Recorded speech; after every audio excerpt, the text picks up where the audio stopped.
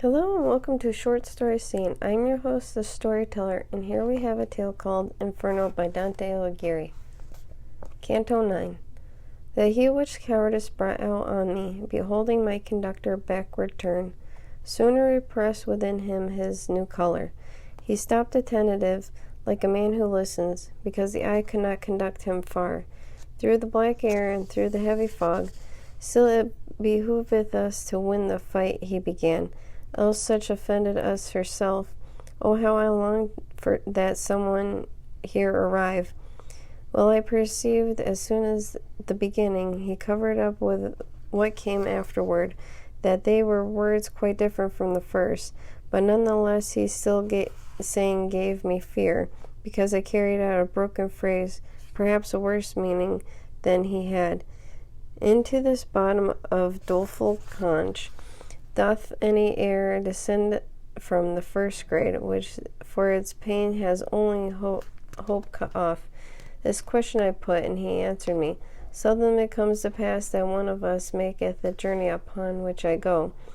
True is it once before I here below was conjured by the pitiless Erothotho, who summoned back the shades unto their bodies, naked of me short while the flesh had been.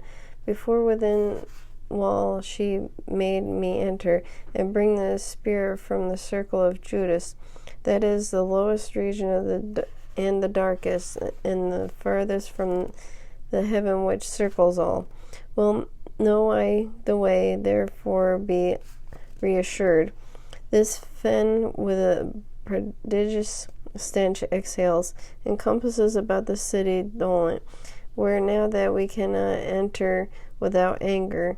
And more he said, but not in mind I have it, because mine eye had altogether drawn me towards the higher tower with the red flaming summit, where in this moment I saw swift uprisen the three infernal furies stained with blood, who had the limbs of women in their mane, and with the greenest hydra were begrit. Small serpents and serrets were their tresses, where there with their horrid temples were intertwined.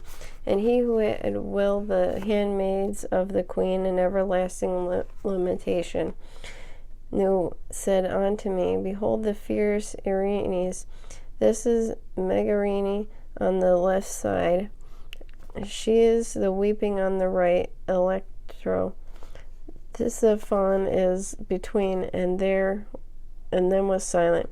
Each one her breast was rendered with her nails.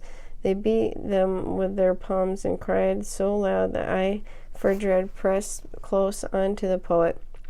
Medusa comes so that we to stone will change them. All shouted, looking down. In an evil hour avenge we not on Theseus' assault.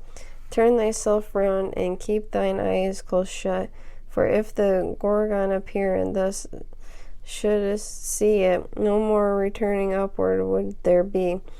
Thus with this master, and he turned around himself, and trusted not unto my hands, so far as not to blind me with his own. O ye who have undistempered intellects, observe the doctrine that conceals itself beneath the veil of mystery verses. And now that it came across the turbid waves and conglomer of sound with the terror fraught, because of which I both of the margins trembled.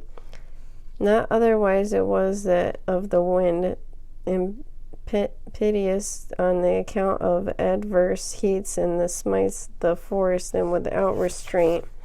The branches renders, beats down and bears away, right onward, laden with dust, and it goes superb, and puts to flight the wild beasts and the shepherds. Mine eyes he loosened, and said, direct the nerve of vision now along the ancient foam, there yonder where that smoke is most intense.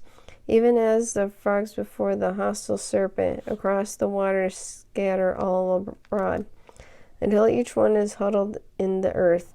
More than 1,000 ruined souls I saw thus fleeing from before one who, on foot, was passing over the Styx with souls unwet.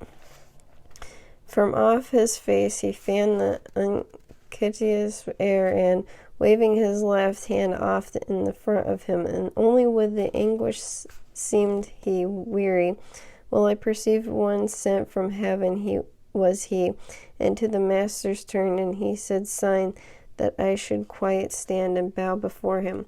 How disdainful he appeared to me. And he reached the gate, and with a little rod he opened it, for there was no resistance. O banished out of heaven, people despised. Thus he began upon the horrid threshold. Whence is this arrogance within you couched?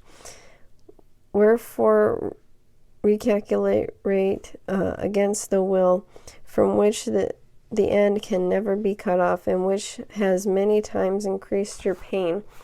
What helpeth in the butt against the fates? Your Cerberus, if you remember well, for the still bears his chin and gullet peeled. Then he returned along the merry road, and spake no words to us, but he had a look, one of whom one cared constraints and goads, and that is him who is his presence and is. And we our feet directed towards the city, after those holy words all confident. Within he entered without any contest, and I, who inclination had to see what the conditions such a fortress holds. Soon as I was within, cast round mine eye, and see on every hand an ample plain, full of distress and torment, trouble, even as it Arles in the stagnant groves of ruin, even as Pola near the Quirinora, that shuts Italy and bathes its borders. The sepulchres make all the place uneven. So likewise did they there on every side, saving there the manner was more bitter. For flames between the sepulchres were scattered, by which they were intensely heated there, that iron more as asks not any art. All their coverings uplifted were, and from them issued forth such dire laments. So seemed them as the wretched and the tormented.